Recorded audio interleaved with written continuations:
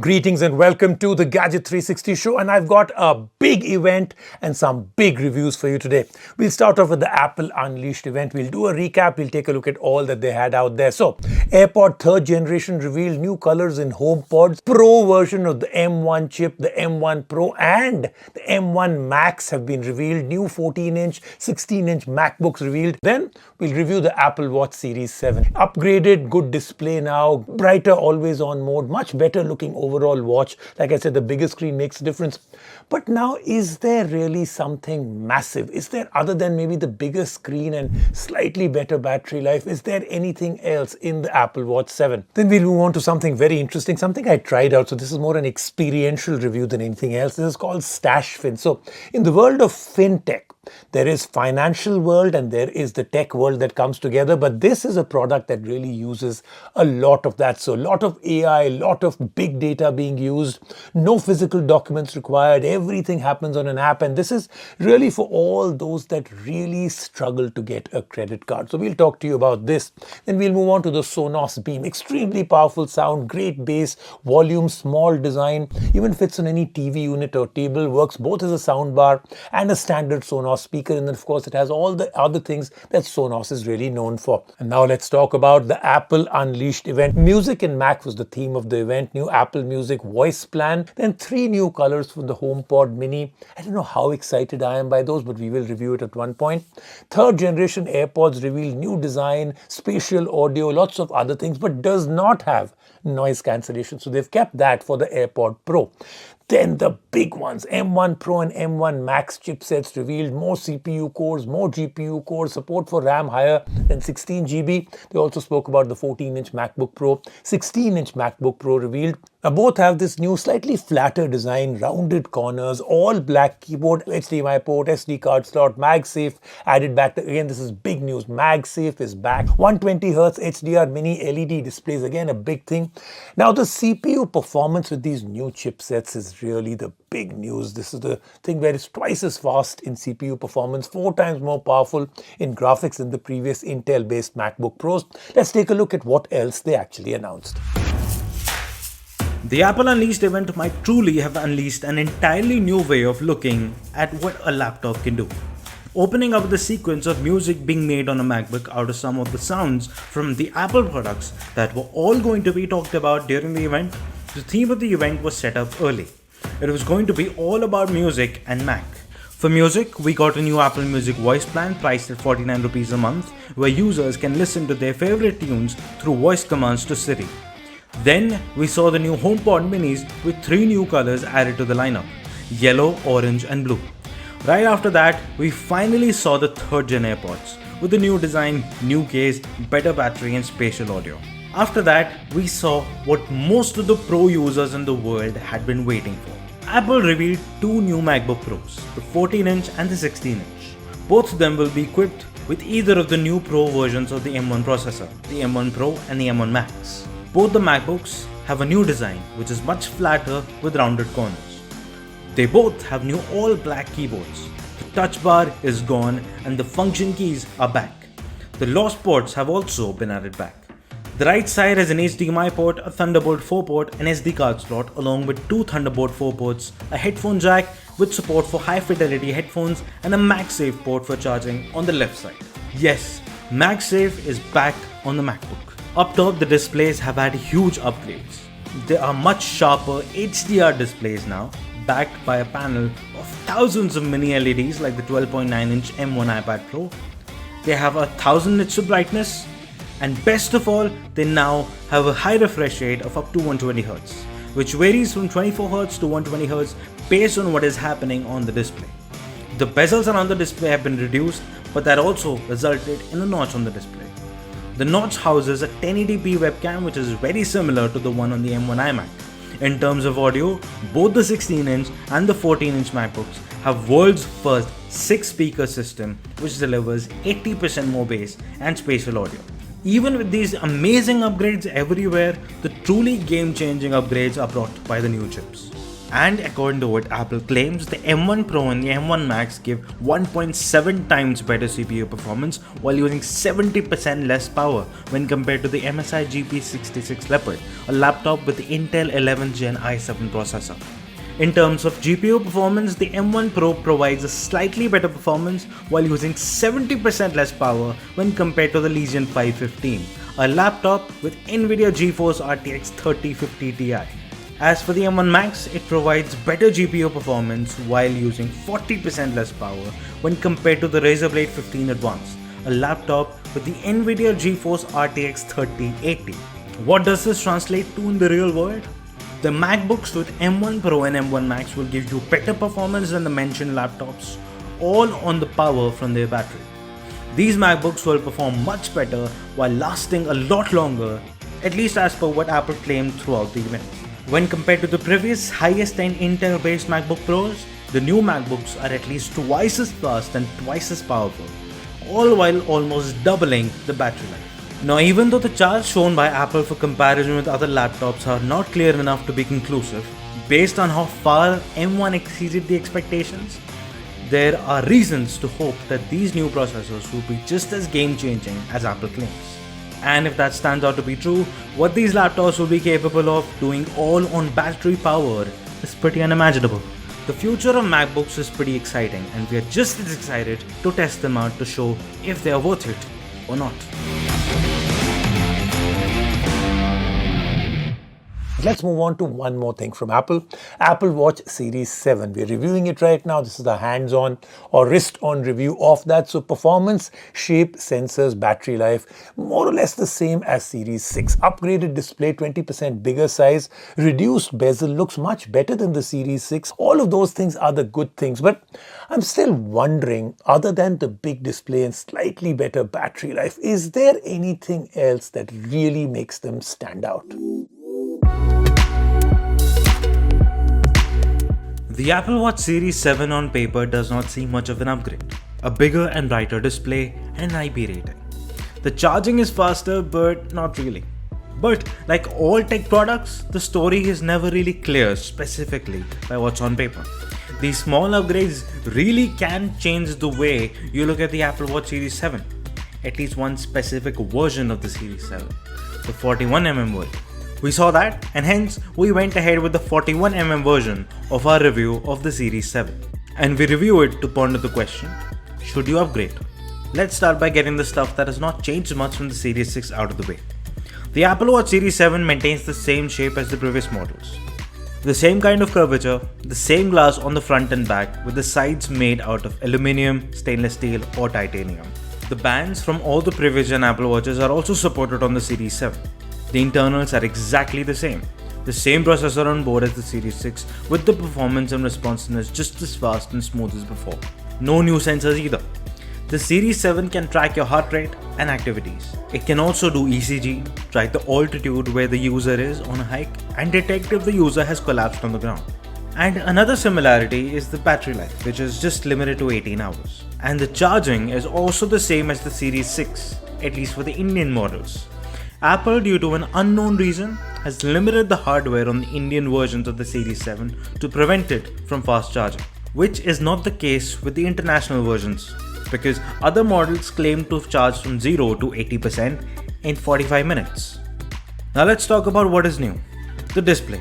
Due to the curvature of the glass, the display slightly curves at the end. This looks pretty amazing, especially with the colorful watch faces. Talking about watch faces, the new watch faces take full advantage of this edge-to-edge display.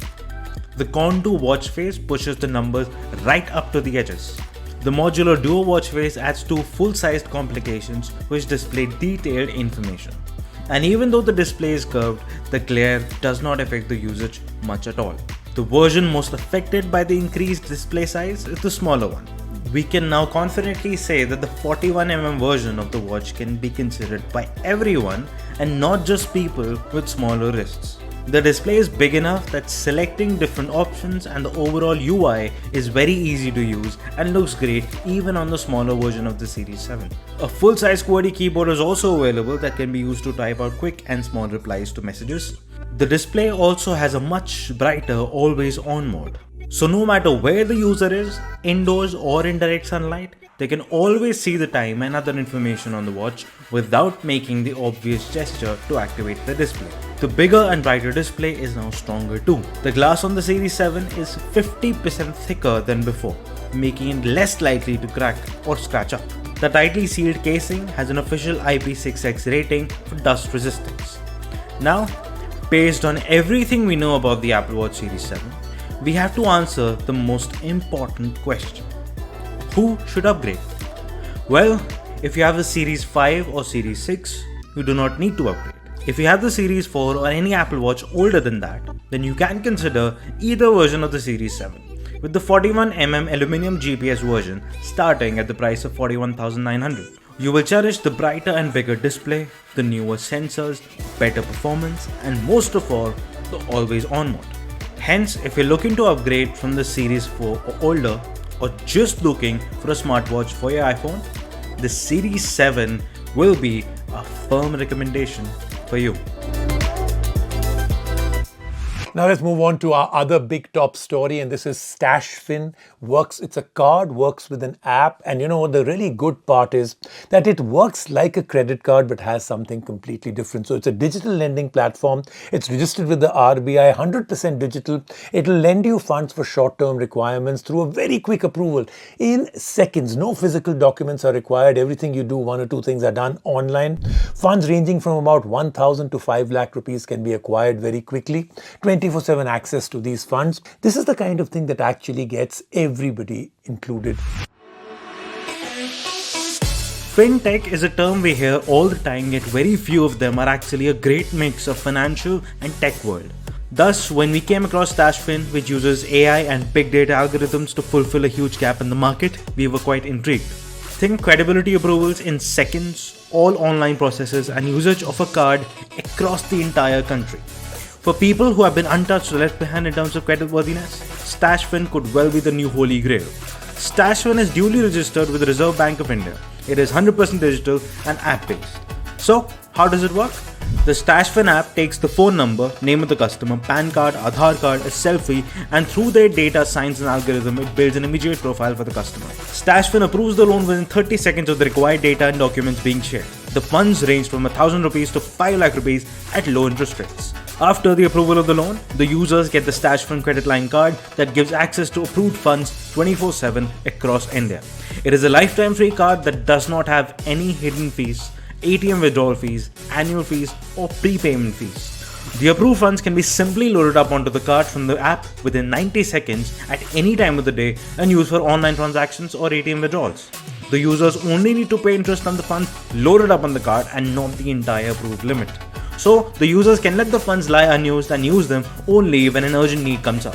As for repayment, users can make the payments in form of EMIs going up to 36 months. With quick approvals and an easy repayment system, 24/7 access to funds through a card that is always free and does not have any unnecessary charges is a true revolution when it comes to fulfilling short-term fund-related needs. And the fact that it uses some serious tech to achieve all that makes it even better in our opinion.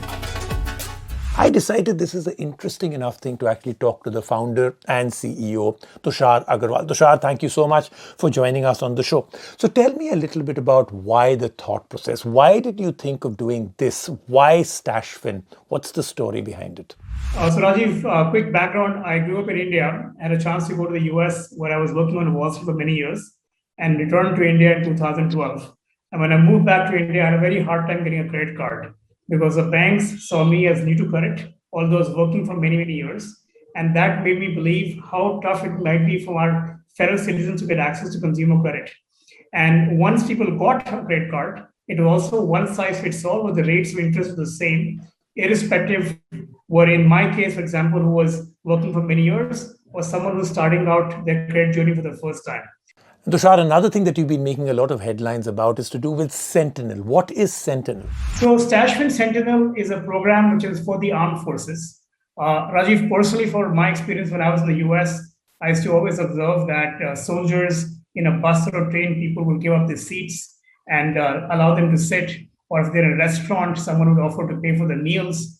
Unfortunately, I moved back to India. I felt like we were not doing as much of a service to our soldiers as we could. And we also were wondering what could we do for ourselves, which was good for society, but also good for business.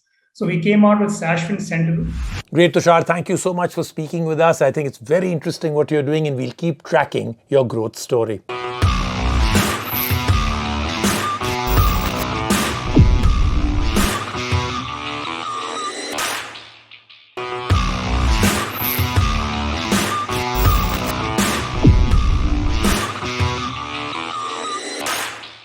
Now let's move on to our next story. The Sonos Beam comes with that typical elegant, understated design of Sonos. Fits on most TV units, tables. It's not that wide. Functions like any other Sonos speaker. So it's, besides being a soundbar attached to your TV, it is a Wi-Fi speaker. It is a room-to-room speaker. Works with the Sonos app. Sound, as always, that Sonos sound signature is absolutely fantastic. Incredible. The only part that we thought it really missed out on is that it does not have Dolby Atmos. It's priced at about $43,999.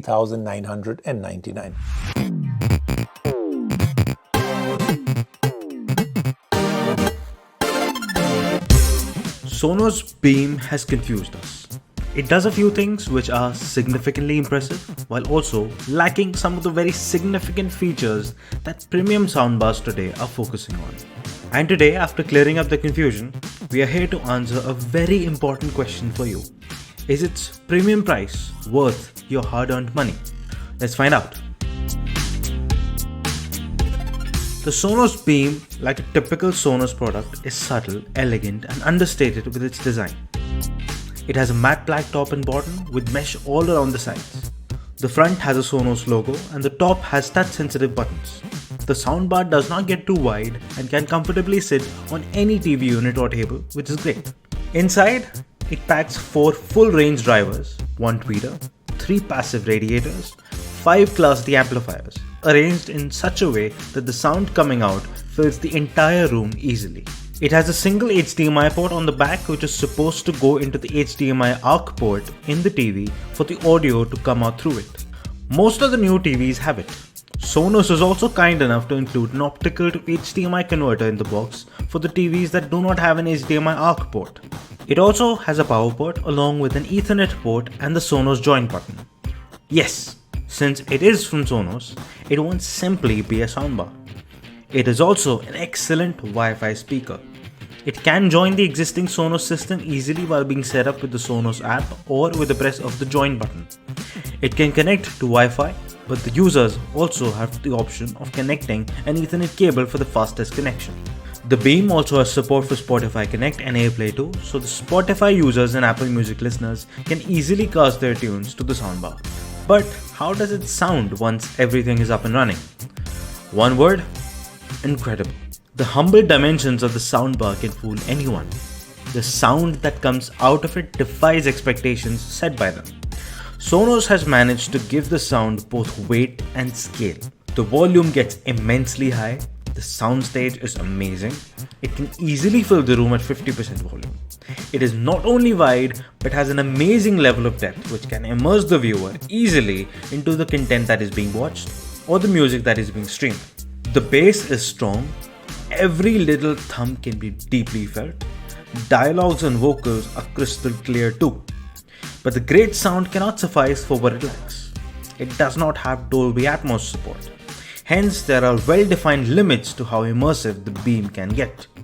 The soundstage is wide, but it cannot be extended to the entire width of the room. And despite what the Beam lacks, it is priced at $43,999. This raises the confusing question. Some soundbars offer Dolby Atmos and are available for a lesser price. So why should a person pay this much for the Beam? The answer is rather simple. If the immersive sound is the goal of the user at the end of the day, any other Dolby Atmos soundbar would be the better choice. But if a user wants the better sound itself rather than it being immersive, along with the ability of the Beam to connect to Wi-Fi and stream music, the Sonos Beam would be worth their hard-earned money. That then was the Gadget 360 show for this week, but we've got an incredible lineup of stuff next week. I'll see you then.